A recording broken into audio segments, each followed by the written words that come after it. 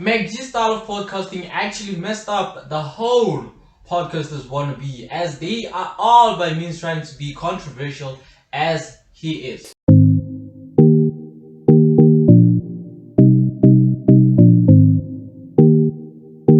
Hi and welcome to today's episode, and actually we're going to be speaking about the number one podcaster, Rea Gopane. Actually we're going to be tapping more into his type of podcasting and the influence that he has on the podcasters who are on the up and coming in SA.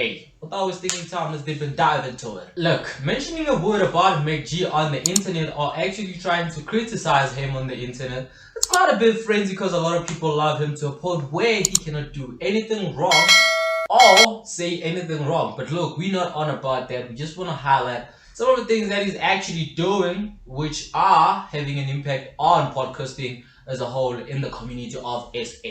He's a controversial broadcaster who actually started his radio gig at YFM, then moved to a couple of radio stations, ended up gigging at 94.7. That was the last gig, and then from there he actually was untouchable. People didn't want to touch him, people didn't want to work with him, up until he decided to own up and actually open up his own podcast, start his own podcast. After starting his own podcast, he became untouchable to the cancel culture in SA. But look, man, MacG was actually suspended during his career at YFM for some homophobic comments that he made on air. Previous month, MacG was actually in hot water with some of his followers, some of his chillers, as some are not the chillers, but anyway, some were actually angry about some transphobic comments that he made on his podcast as well. People actually say that MacG is a career suicide, as you go to one of his interviews, your career might be over, as you might spill some beans that you're not supposed to be spilling. Actually, all of this is influencing all the podcasts who are watching him and actually would like to be like him, as we have seen guys like Rea Gopane actually pulling through with a Kanye on us on some yo, actually the sensational Bonang Mateva is on. And Bonang is the one that got him into cocaine. But anyway, look, man, that was not Rea Gopane only who actually said some controversial stuff. He said some stuff about Mr. Jazzy being, the fact that Jazzy sacrificed Mpura and Kilakau. While Rea Gopane has been on the lips of some people for saying some things that he actually this one's always planned, because of he's trying by all means to follow in the footsteps and actually try to be like him by coming up with some controversy. While he mentioned some couple of things that actually got him sued.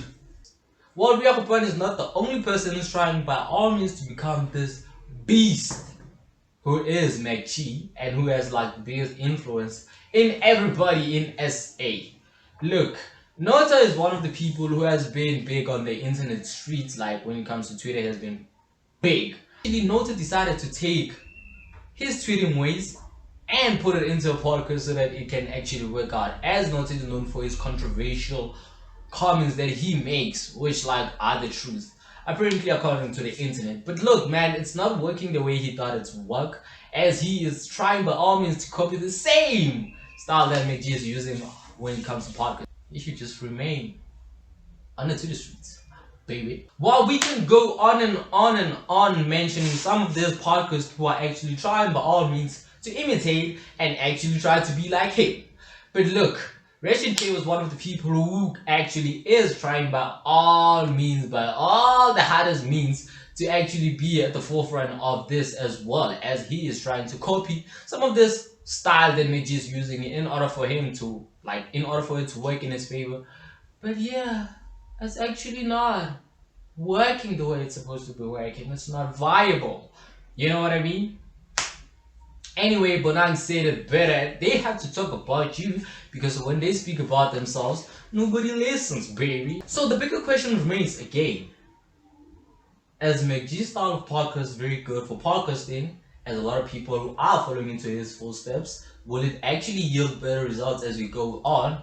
Or we will just have mediocre podcasts that are pulling through the whole time?